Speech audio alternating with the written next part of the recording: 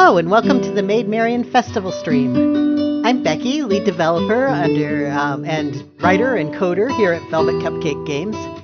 I make Maid Marian alongside visual artists Arapso, Sandra, and Laura Chai, and using the music of Alexander Nakarada. We are proud to have reached the halfway point in our early access period, and thank you to all of you for your patience with our slower development time as I learned to work with a chronic illness. Today we will be previewing our first Nottingham love interest route. The charming sage from Nibiru, a reclusive kingdom that was an enemy to our kingdom of Avalon until 2 years ago. If you're new to Maid Marian, we have two sets of love interests who you meet through two completely different common routes. You meet Meissa if you choose to run away from the arranged marriage that your father set up with the Lord of Nottingham. Meissa's a sage who receives visions of the future and has several other mysterious magical powers. They offer to give you the power to shapeshift into a different form, allowing you to don a foolproof disguise while you remain in Nottingham to investigate the many problems there. At the end of the Nottingham Common Route, you can choose to work for the Lord of Nottingham in disguise or to stay with Meissa. They see a lot of visions of people who are in danger, and they could use a powerful warrior, so they can help those people, and that's exactly who you are. Marian gets to be a little bit more of an action hero in this route than in the other routes because Meissa's talents lay otherwise. So we're picking up today at the beginning of Meissa's route, so there will be some things that you won't know, and I'll try to explain them as we go along because we've skipped the whole common route where you get a lot of background. So this is the beginning of Meissa's route if you choose to stay with them. I've gathered some friends together for a fun and casual read-through, and everybody say hello after I say your name. So this is Millie. Hi. Carrie. Hello. Alex. Hello. Effie. Hi. And Julie. Hello. Thanks so much for joining us today. So let's dig in. We're starting the morning after Marian has thought about where she wants to go, and she's decided to stay with Meissa. Load our game here into that point. All right, and Alex can start as the narrator in the box at the bottom. Okay. I could protect the people of Nottingham on the ground level with Meissa, or seek to make change in the halls of power as Lord Geoffrey's Lady Chamberlain. And so we are going to choose the Knight fortune. Meissa just read your fortune, and that's how they told you how things were going to happen. And we're just going to stay with Meissa. So Meissa, Chapter 1, The Little People. I woke up to the sound of clanking metal outside my room. I walked out, and Meissa was standing in the kitchen, surrounded by pots and pans. Meissa, good morning. Marian, good morning. What's all this then? Meissa, come sit down. I've made breakfast. Meissa's large basket of scones must have finally run out. Since I'd been cooking supper to thank them for their hospitality, I hadn't seen them cook yet. I sat at the table, curious what their culinary skills were like. They deposited a plate in front of me with a flourish, and I stared dubiously at the odd, vaguely eggy and mushroomy concoction I'd been served. It did not look like any food I'd seen before. That was not a compliment. Meissa saw my expression, tilted their head curiously, then spoke up. Meissa, oh, don't worry. They aren't the mushrooms I eat to enhance my hair. Of course, if you'd like to phosphoresce, you're quite welcome to, but I imagine you don't want to draw that kind of attention to yourself right now. Phosphoresce? Was that even an Avalon word? It was certainly not what I'd been worried about, but I smiled awkwardly at my host and worked up the courage to take a bite. It was delicious. How is it possible for something that looked so unappetizing to taste so good? Marian, this tastes amazing. Meissa, oh good. I've never cooked for anyone else before. I taught myself. They looked suddenly shy, a side of them I hadn't seen yet. Marian, you've done well. Perhaps in time I would find a diplomatic way to teach them about presentation. They ate in companionable silence, though I noticed Meissa kept peeking at me between bites. I finally decided to speak up.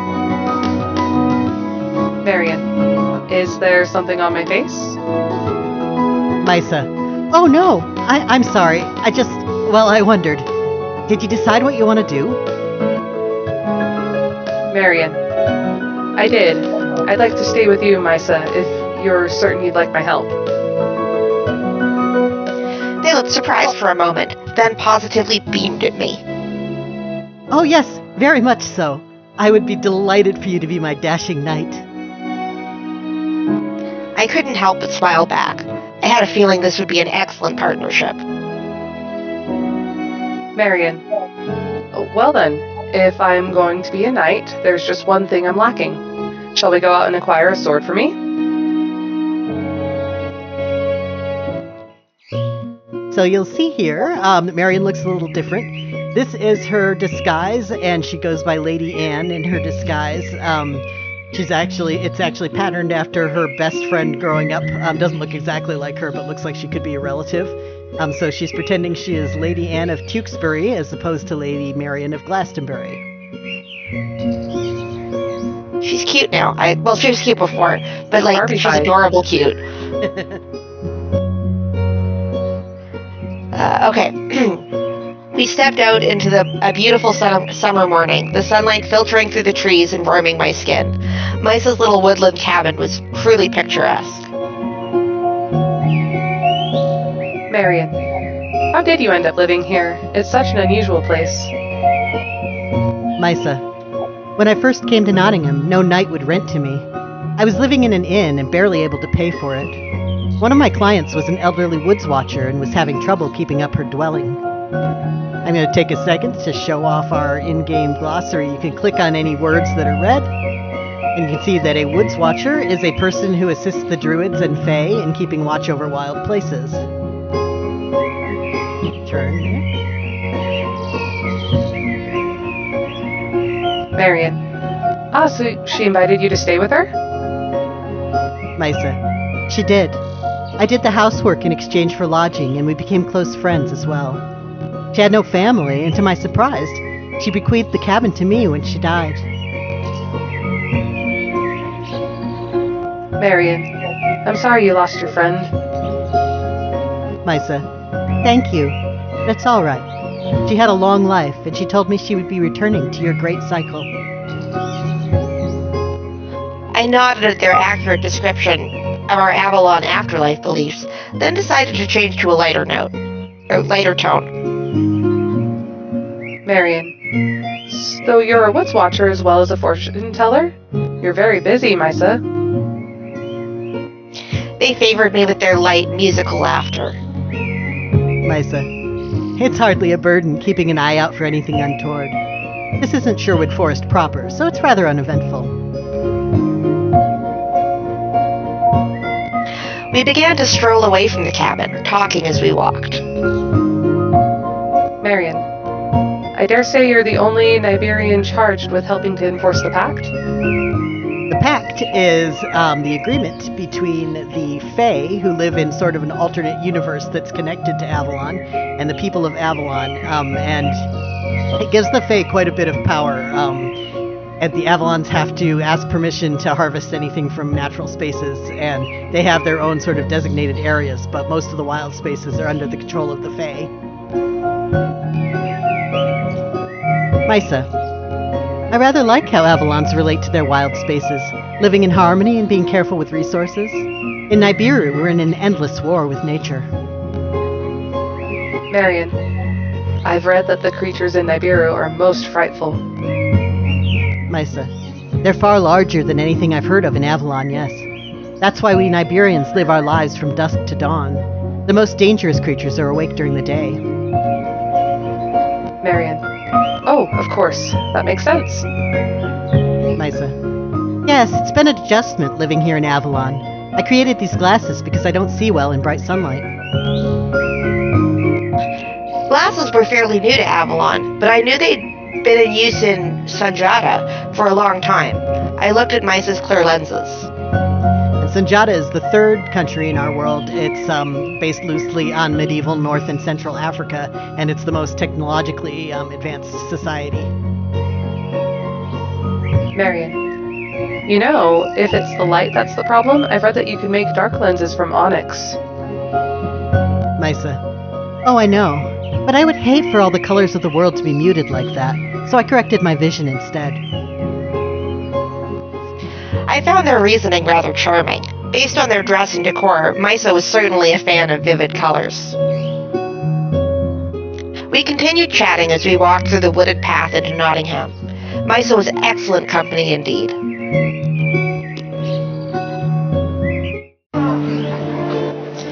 Meissa guided me through town to the shopping street I'd been on when I'd encountered the red-headed thief some days ago. It was blessedly free of angry guard squadrons.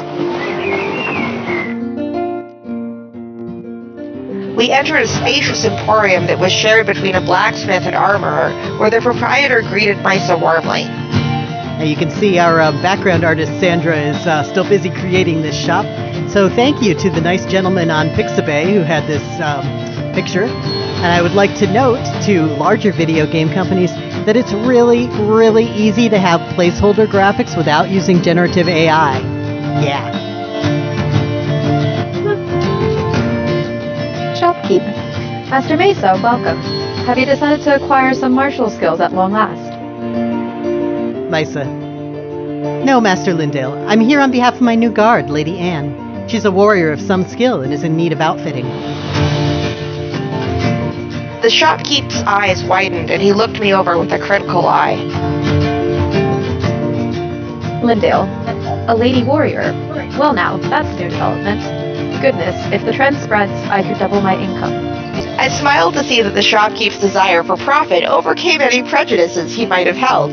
Perhaps there was something to be said for greed. There's only like one good use for capitalism, and this is it.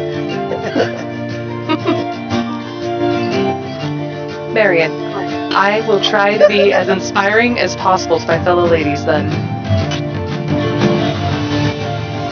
Before long, I was standing on a riser, being measured by an apprentice tailor. She was excited to be creating armor for a woman and determined that it would be stylish as well as functional. I rather liked that idea. Tailor, what led you to hire a lady guard, you Master Meissa? Meissa. As most of my clients are women, I didn't think it seemly to have a big brute of a man standing outside my tent. Don't you agree? We had discussed no such thing. Meissa was quick on their feet.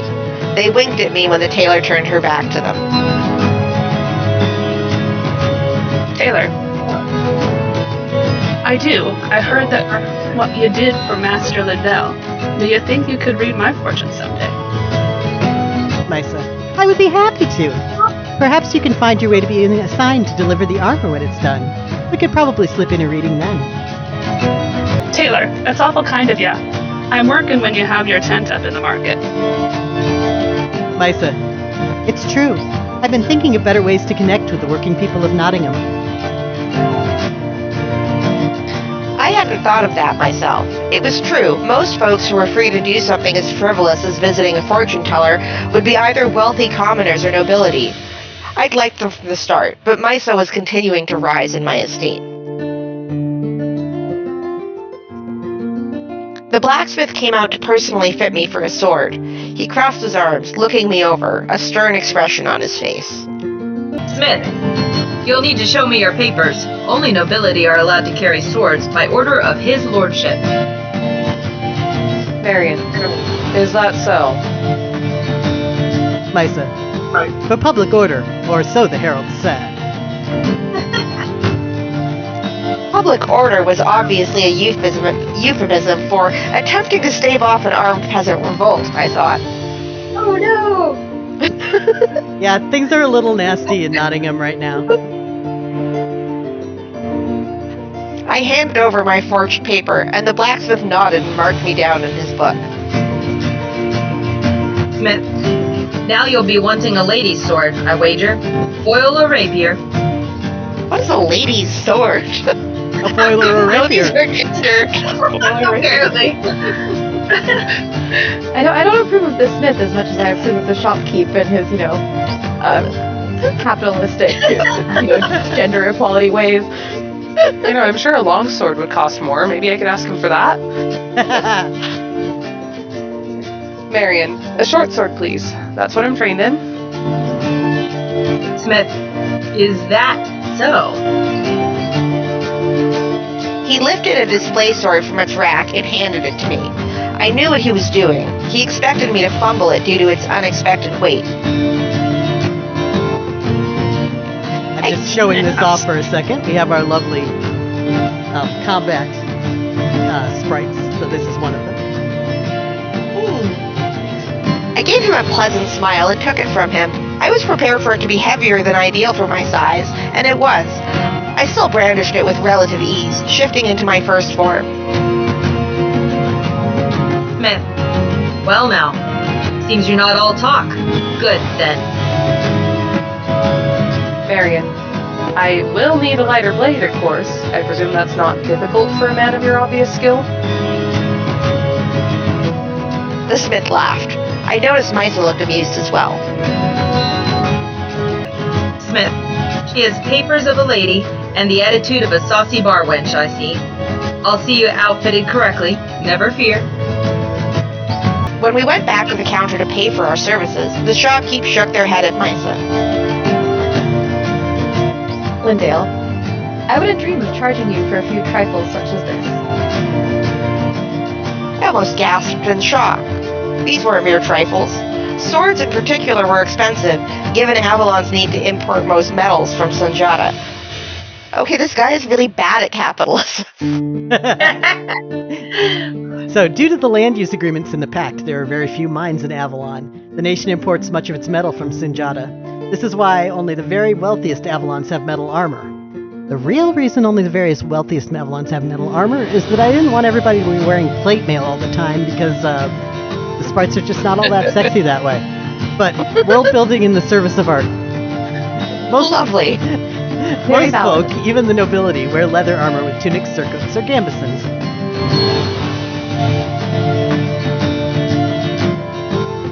The merchant noticed my reaction and leaned toward me, elbows resting on the shop counter. Lindale, Meissa here is humble, so they probably didn't tell you.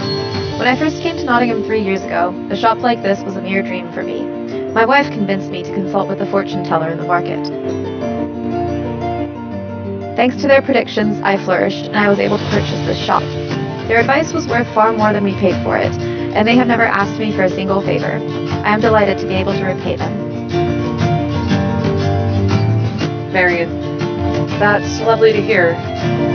Meissa has been very kind to me as well. Lindale, my wife would berate me if I didn't remind you to measure your kindness with rationality, Master Meissa. We do worry about your overweening good nature. Can I do that one again? Sure. Overweening surprised me. Mean. Was it the weed? The weed surprised me. Lindale, my wife would berate me if I didn't remind you to measure your kindness with rationality, Master Meissa. We do worry about your overweening good nature. It's the weenie almost made me laugh again. I'm so sorry. Meissa, my thanks, friend. As you can see, I've been persuaded to take on a guard after a rather unpleasant encounter some days ago. I hope it will give Mistress Rose some peace of mind.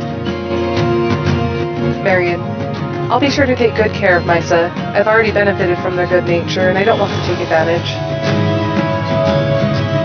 Lindale, that's a good lass. Begging your pardon, my lady. Marion, pardon granted. I'm looking forward to receiving my order.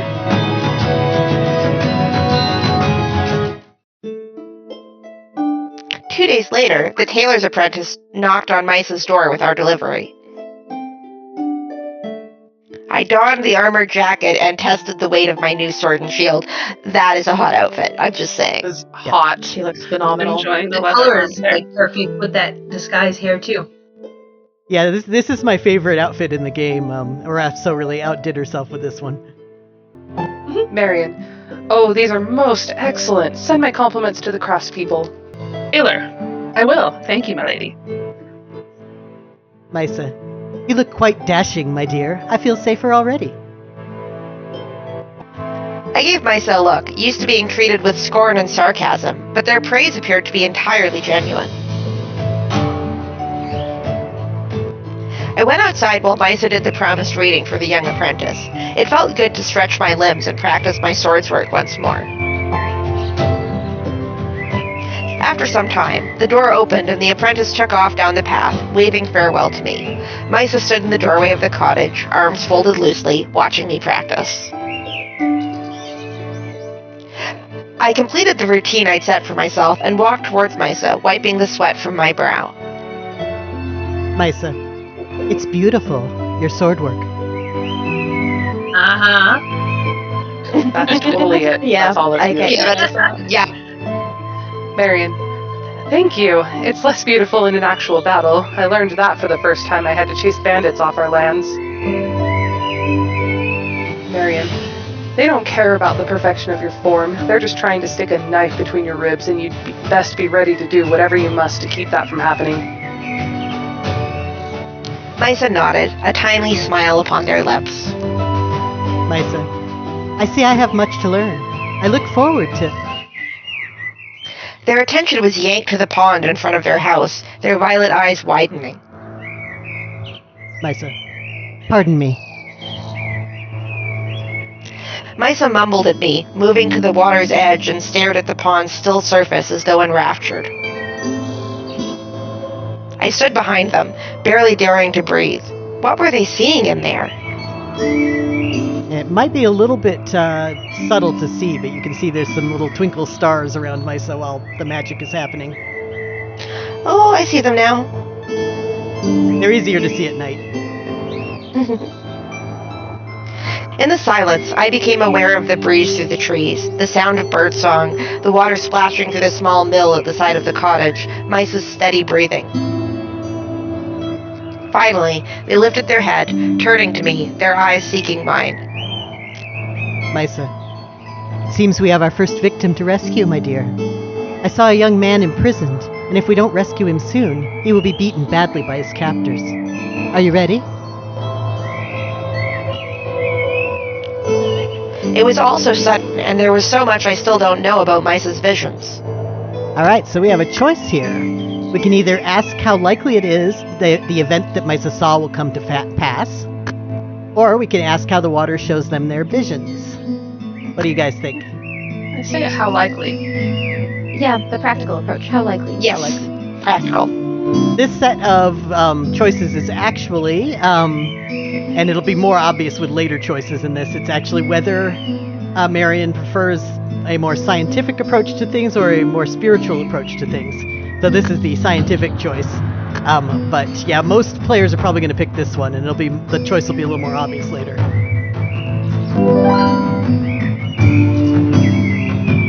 Marion, you said before that the ancestors only show possible futures.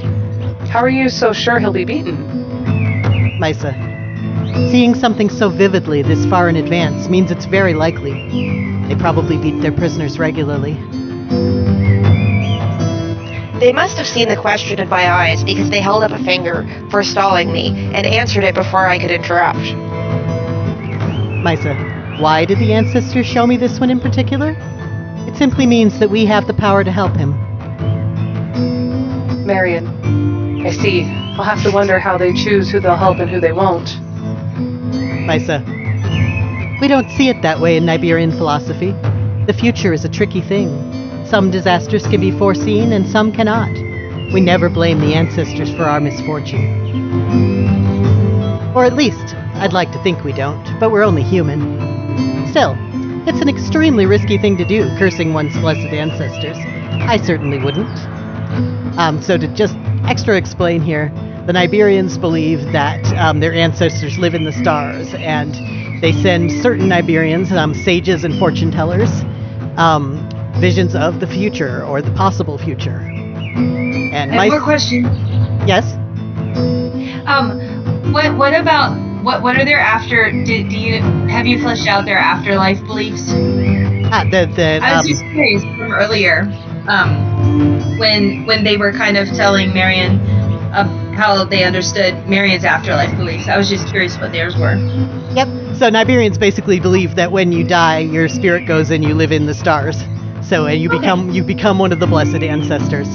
And the Avalons have a more sort of traditional Celtic belief that when you die, you return to the Great Cycle, and then, your soul is reborn again, and that type of thing. Love it. Marion, it sounds a bit like breaking the pact. Not a good idea when its upholders are powerful magical beings. Meissa, the ancestors are kinder, unlikely to kill us for trespassing against them. They see us more as wayward children, I believe. But yes, if one wants their goodwill, it's best to be grateful and understanding. Now, are you ready to see if we can save this young man from a painful fate?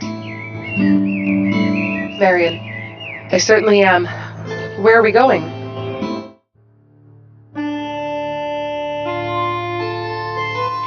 Oh no. Edith has the weird dialogue stuff too. Yep, sorry, all my lower class folks talk like that. Edith, I think I know who you're talking about. You know Sir Orston, the biggest rotter of the whole stinking batch of nobles round here.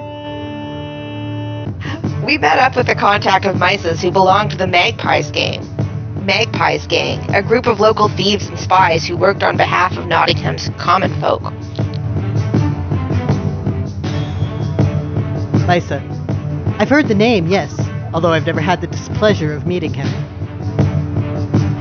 Edith. Well, the other day he claimed nearly all of the flour in Nottingham for his own. It was going to leave the Brambles hungry. So Lord Robin and his squad stole his shipment back for us and gave it out to the poor folk.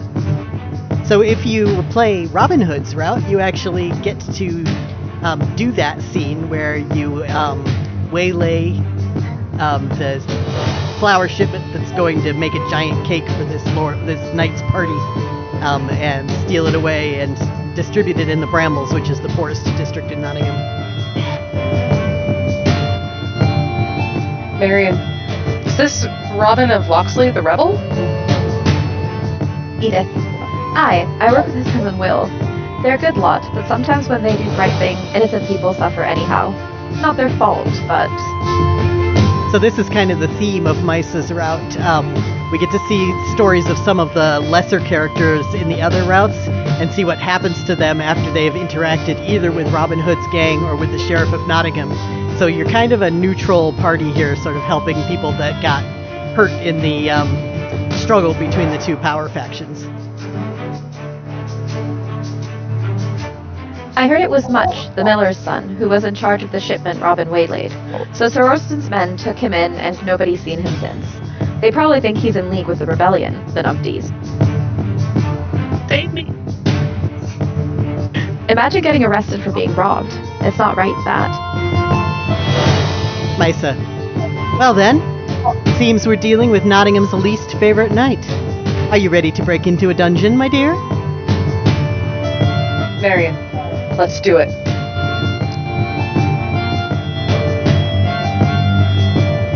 Sounded exciting, liberating a poor innocent man from an abusive noble who would harm him. I didn't yet know the toll that Meissa's visions would take on us. Ooh, foreshadowing. That's what I was about to say. There we go. Dun, dun, dun.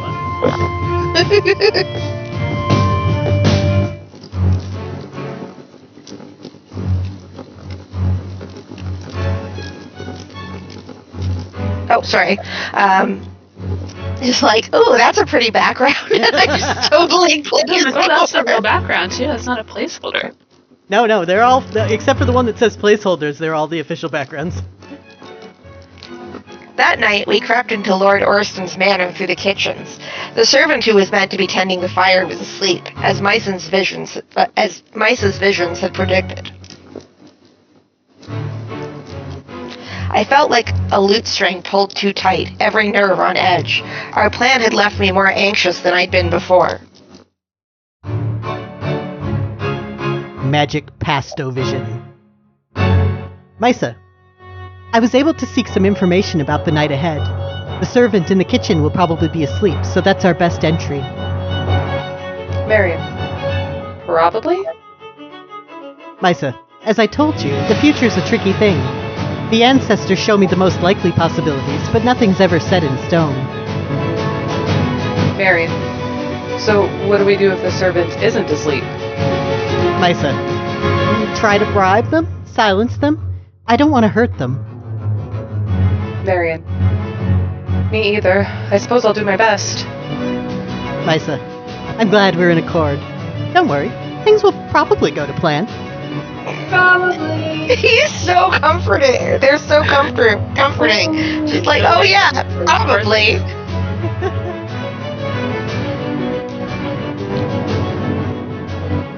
I was glad things had, indeed, gone to plan. I still had a nervous feeling in the pit of my stomach as we crept out of the kitchen and across the hallway to the basement stairs. It might have to do with being largely unarmed. For a mission like this, requiring stealth, it wouldn't do to have a sword scabbard weighing me down. The Magpie's gang had helped us out, creating a commotion in the stables that the first floor guards had left to inspect. All we had to do was get to the dungeon, grab the keys, and set our prisoner free before the guards returned. I was grateful for my soft-soled boots, which we'd chosen for situations such as this. We made hardly a sound as we tread down the stone stairs. The dungeon was dark and murky, lit only by the occasional torch. I saw a figure huddled upon a cot in the first cell. I found the keys hanging by the guards area, and they jangled as I carried them to the cell. The figure stirred, and a dirt-streaked young man stared out at us, a frown on his face.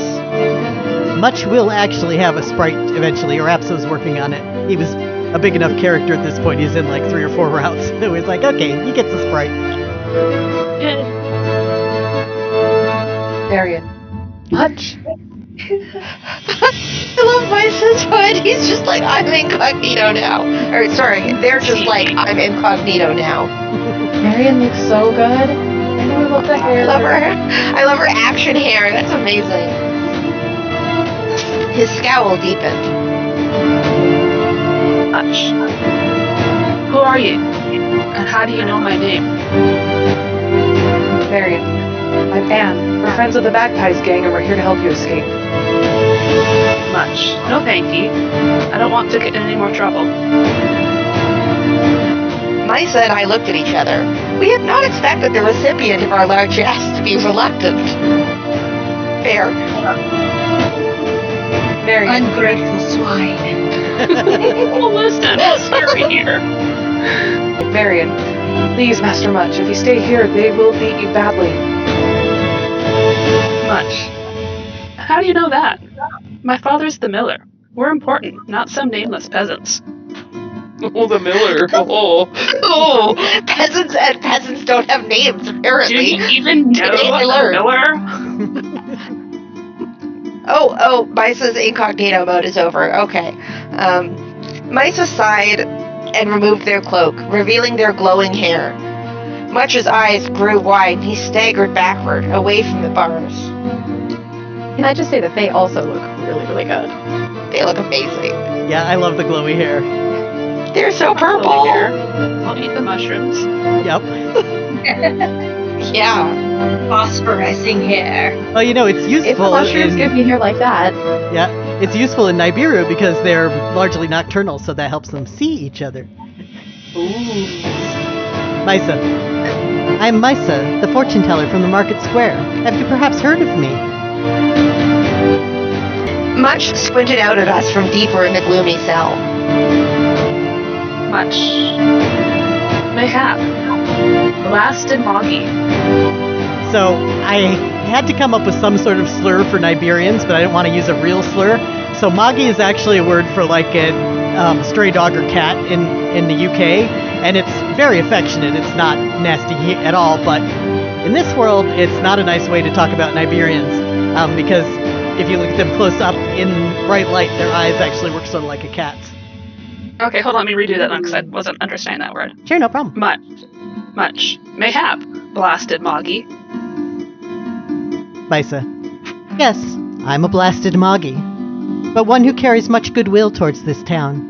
I've foreseen that you're in great danger. Please, come with us. Sir Orston is known for beating his prisoners, and he's angry that you won't tell him anything about the rebellion. Much. I don't know anything about the rebellion. They bloody robbed me. He was getting louder as he became agitated. I hushed him, looking up the stairs in panic. We needed to get him to move, and fast. Marion, we know that, but is Sir Orston going to believe you? He arrested you without cause. Please, just trust us. The belligerent young man seemed to shrink in upon himself, shaking his head in resignation, mumbling under his breath. Much. Woman with a sword and a bloody moggy. I must be deafened. I took that as his agreement, trying keys in rapid succession until I found the one that unlocked the cell. Meissa pulled their hood back up. Marion, follow me, quickly. We walked up the stairs, single file. I took the lead, my hand on the dagger at my belt. I managed to get the door back open without much noise, but I saw bad news when I peered around the corner down the hallway.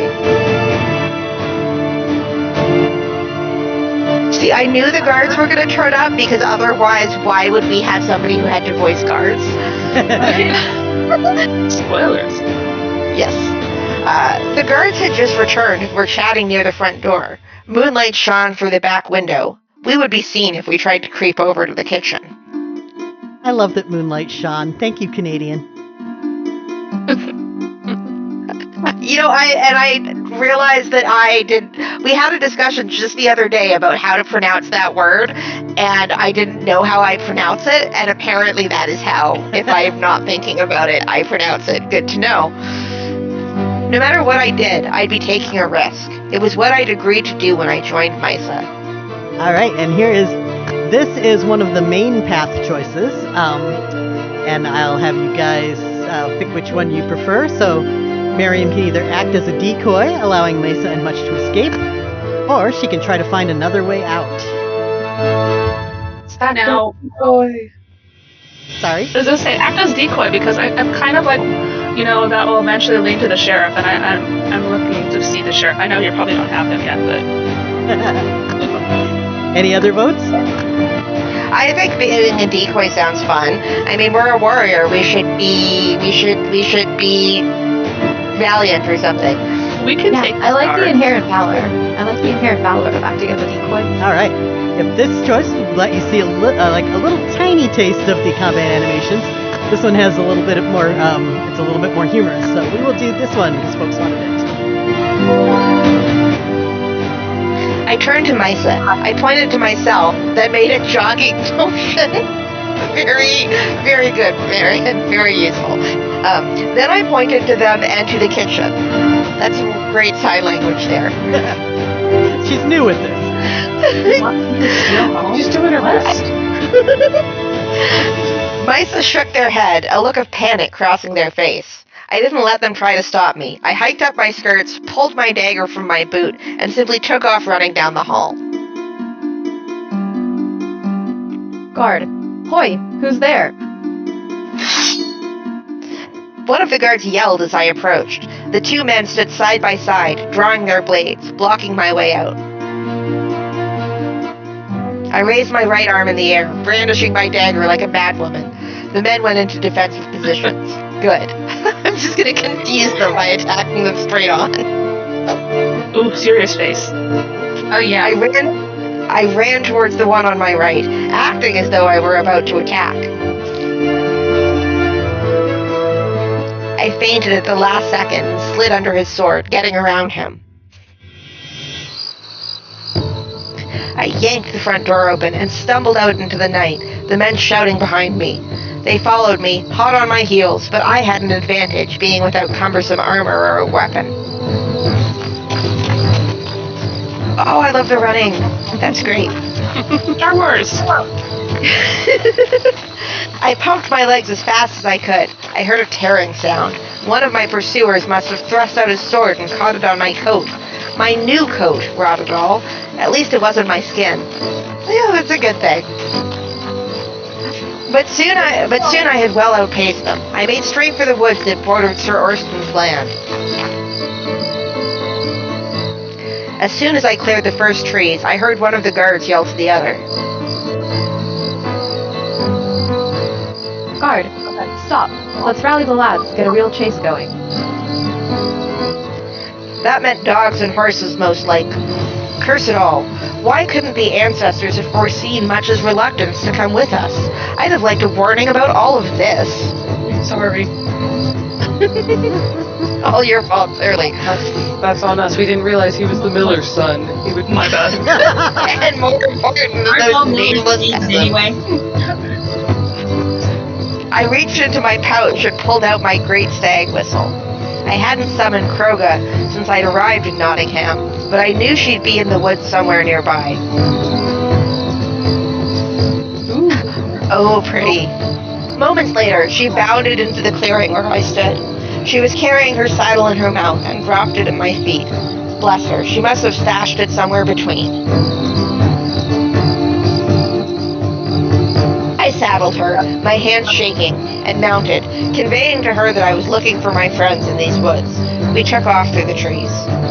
Oh, so the between, I'm assuming, is the area that's like between the real world and the fairy realm?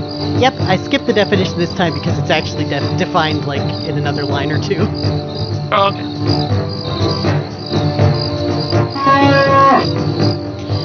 I did my best to steer my stag in the direction of the path we'd taken to the country manor, and after some time, Kroga halted with a bugle. I really hope I'm not mangling that name.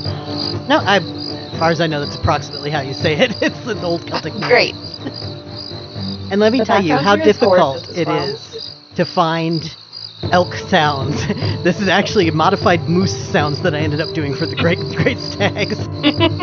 Perfect. We're Canadian, of course we use moose. Yes. Uh-huh. Marion, do you smell human, sweetheart? She huffed and tossed her head. Marion. Hello, it's me, Anne. It's safe. I called out softly. I heard a bit of rustling in the bushes, and Meissa, Much, and Edith all appeared.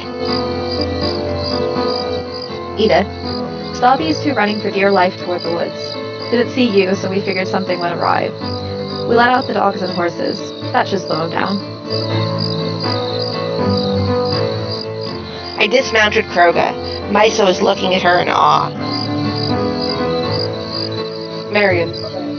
Meissa, this is my great stag Kroga. I'll be sure to give you a better introduction later. We should go. I removed Kroga's saddle and blanket, giving them back to her and petting her affectionately on the nose. I want to pet that stag so badly. Right there between the eyes. She leapt into the air and disappeared, returning to the borderlands, that space between our world and fairy that only the fae and half-fae beasts could access. Meissa let out a startled yelp. Yep, so there are a lot of sort of half-fae beasts running around, and you'll know from our sprites when they sort of have Celtic patterns in their fur. I have a few others that show up here and there in the game.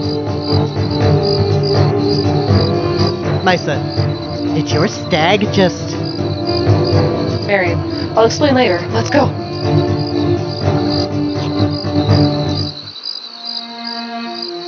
Much. Suppose I can thank you now. That was a close thing. Much spoke up when we reached the main Nottingham ring road. We have a ring road just like Edmonton. Much. Don't rightly know where I'm going to go next, though. Can't go home. Edith, thought you might need some guidance. How about you join the rebellion? They'll take in any man that's been misused by nobles. Much. Join the arseholes what robbed me. Reasonable response. Yep. He sighed and scratched his nose, thinking. Much. Suppose I don't have a choice. He turned towards Meissa and me, his face displaying reluctance, but his words were warm. Much. honestly grateful to be saved from a beating I am. Sir Orston is a right rotter. Meissa, it was our pleasure. I'm sorry it was a rougher rescue than anticipated. Edith. Right, come along. We'll get you some sleep, and then I'll take you to the meeting spot where the rebellion picks up new recruits. Much gave us a terse nod and turned away, following Edith. She gave us a merry wave as the two of them departed in the direction of the city. Without our charge, Meissa and I could stick to the main roads on our way back to their cabin. It had been dark, and I didn't think the guards could recognize me easily if they happened upon us again. We walked in silence, but Meissa came alive as soon as we arrived at their home and the door closed behind us. They turned and took both of my hands in theirs, nearly shaking with excitement. Meissa, we did it! We did it, Marion! Marion, it wasn't the cleanest mission I've ever run, but yes, we did. Meissa, you were magnificent and courageous charging those guards like that. Their eyes were shining with admiration, and maybe a touch of something more. Yeah, I bet. I wasn't used to such things. I felt myself blush and stared away from them, my eyes darting to the floor. Marion, thank you. I was just doing what felt right at the time. Meissa, I hope I wasn't too much trouble as your partner. I looked back up at their sad eyes and squeezed their hands in reassurance. Aww. Marion, not at all. Without you, we'd never have known where to go, or convinced Much to come with us. Meissa, oh good. I feel a bit inadequate with my lack of physical skills. Marion, would you perhaps like to train with me? I could help you get stronger. Meissa, I don't wish to learn how to use a sword. I don't think I have the stomach to harm anyone like that. Marion, oh, that's fine. I wasn't thinking of that. We could run together, do some exercises, build up your stamina. Meissa, oh, I would like that very much. Build up that stamina. Yeah, you're gonna need that. They're gonna need that later. Their smile was so wide and cheerful that I couldn't help but smile back. I realized we were still holding hands and felt a little flutter in my belly. Oh dear, Meissa was entirely too sweet and charming. Oblivious to my thoughts, Meissa let me go and moved around to my back, examining my coat. Meissa, I see we've torn your new clothing already. We shall have to mend it. Marion, I'll do what I can. I have to admit that I've always been a disinterested seamstress at best. Meissa, oh, I can do it. I did all the mending for myself and my parents growing up. They weren't good at delicate work. I sensed there was a story there. Perhaps when we knew each other better, I would ask Meissa about their childhood. For the time, I merely thanked them. Meissa, come, let's settle in for the night. Tomorrow I will do the mending and you can do the cooking. Marion, it's a deal. And this is the end of the Meissa route preview. So we had one little adventure, saw a couple of the kinds of choices you'll be making in the route, and that's what we've got. Thanks for joining us on the stream, and thanks to all of you for reading with me.